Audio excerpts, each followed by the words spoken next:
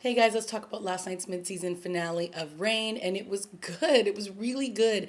And we picked up right where we left off between Mary and Francis, and it's the next morning, and they're canoodling in bed, and they're pretty much telling each other how much they care about each other, how much they're going to rule together, and how much, they are meant to be together, and it's really sweet. And Francis even tells Mary that he hopes that she got pregnant, and they're just super adorable.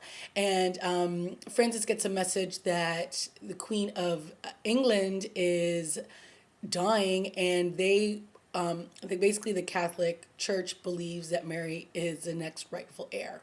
So this is going to obviously cause some issues because she's the Queen of Scotland, and they're trying to forge a union between her and France in terms of having the two of them be married. And now, of course, King Henry wants Mary and Francis to get married right away so that when she then becomes the heir of the land in Scotland, in England, then they will basically rule everything. And, Mary's a little put off by this because she's afraid to start a war. And of course, Catherine doesn't want the marriage to happen because she doesn't want Nostradamus's vision to come true, which would be the death of Francis. And of course, King Henry just wants to be the king of everything, so he's pushing for this to go forwards. And as in last week's episode, we know that Diane was trying to make a power play to have Bash legitimized, and of course, finding this information out that they don't see that the person who should be the heir be the rightful heir of England because she's like the bastard child. So now she feels okay. Everything that she was trying to do is not going to work for Bash. And she tells Bash, you cannot say anything to anybody because if any word of this gets out, we're going to be in a lot of trouble. And you need to stop eyeing Mary because that is going to lead to nowhere. You're not going to be able to marry her. So stop looking at her, stop longing for her. It's over.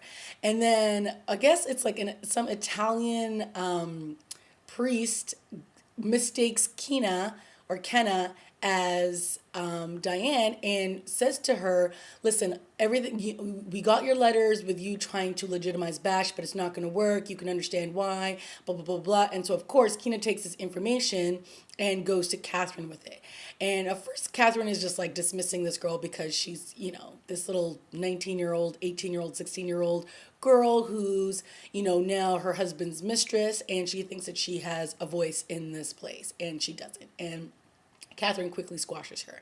But then she finds out that Diane had been going behind everyone's back and trying to get Bash legitimized. So, of course, now Catherine has this wonderful piece of information, and what is she going to do with it?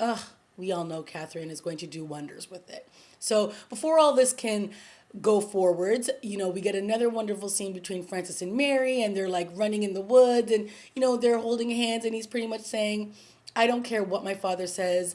I don't care if you become the Queen of England. I want you. I love you. I will do anything for you. We will make decisions together. We will fight together. We will just love one another till the day we die. And he gets on his knee and he proposes to Mary. And it's all so cute. And we're all swooning and we're like, oh, this is adorable. And she says yes, and they run off like a bunch of happy kids, and they're just like so in love. It's disgusting, but it's like the cute disgusting that we all like. So now, of course, Catherine goes to see Diane after she's just finished having some hot sex with her husband, King Henry. And she pretty much tells her to put some clothes on, you little whore. How these two have existed in the same place for all these years is beyond me. But, they both pretty much have their own agendas.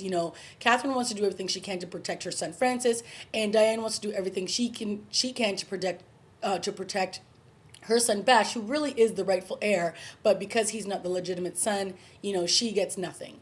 And she pretty much Catherine goes to her and tells her, listen, I know what you've been up to, and I'm not going to say anything if you get out of town right now. But before you go, I want you to do something for me. And earlier on, she had put this thing on this bird cage, and the bird took it and died. So obviously we know that whatever Catherine is holding on to is very poisonous and can kill in an instant. So she gives this bottle to Diane and she says, I want you to get rid of Kenna because really this girl thinks she's above her station and she's not. And we need to put an end to her. And this will help you out and this will help me out. So these are my terms. I won't say anything to Henry. if you leave and you do this for me. And so, of course, we're assuming, great, Kenna's about to die.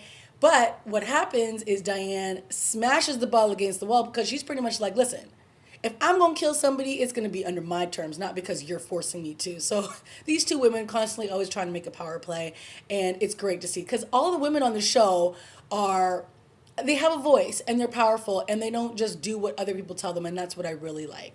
So what was also very interesting in this episode was instead of Catherine, still secretly plotting with Nostradamus on how to get rid of Mary, she went to Mary with the truth. And she told Mary, this is what Nostradamus has envisioned, that you marrying my son will be the death of him. And I know that you love him and I know that he loves you, but you need to do the right thing and save him. And the only way that's going to happen is if you leave him and you tell him that this wedding is off and it's done. And she's like, I'm not going to do that. Nostradamus is, his visions don't necessarily mean that it's going to come true. And she's like, are you willing to take that risk? And it's like, these two women basically going head to head with one another again. And both, because they love Francis, are trying to figure out what the best thing is to do. So of course Mary goes to Nostradamus and asks him like what is it about this vision that you think is true? Like, he's like, have I ever been wrong in the past? Has any of my visions ever been wrong? And of course she remembers the dragons and lions are going to fight on the fields of poppies or something like that. And of course she tries to dissect that and she realizes that fight really meant the fight that happened between Francis and Bash and I believe it was Tomas, when they fought, and they fought in this field where there were poppies, and of course, Tomas died.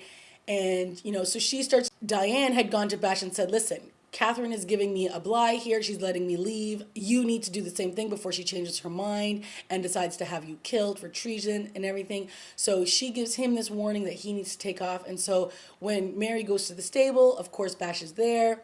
And the two of them get on the horse and they ride off together. And just as that's happening, Francis comes running up behind him and he's like screaming out for Mary. And, he falls to his knees. And this is the interesting part. So when Nostradamus had his vision, he had a vision of, Francis falling to the floor, all the ladies surrounding this person who was laying on the ground, Mary being covered in blood and blah, blah, blah. So we were supposed to believe that it was Francis who was dying at that moment, when really it wasn't. So is his vision really true? Like, is the death that he's seeing of Francis really because of Mary? I don't know. So it was very interesting that they had all those visions tied to what we were supposed to believe was the death of Francis, when really it wasn't. And it was the death of Ailey, which led to Mary leaving. So now there's Francis with his heart broken, watching him ride off. I don't know if he realized that it was Bash that she was riding off with, but she's off with his brother. And, what is that going to mean for Francis? What's going to happen when this show finally returns? I have no idea, but it was really good. I mean, this show is just doing a really good job of sucking you in with the emotional connection between Mary and Francis, because I believe that they really do truly love each other. And, they had been promised to one another since they were 6 or 7 years old. So this whole storyline and the chemistry that they have really works. I think that they play off each other very well. And, just watching everything else play out, like Catherine, everything that she does is rooted in saving her son's life. So it's not like she's just doing this for selfish reasons, that she just doesn't like Mary, that Mary's just not good enough for her son. It's, to save his life. And I think that thread running through the episodes is really great. Of course, King Henry doesn't know this, because King Henry, what does he want? He just wants to be having sex with every mistress he can and ruling the world. So whatever. And then, of course, Diane trying to go for her power plays and protect her, what she believes is their value in all of this, is obviously very interesting too.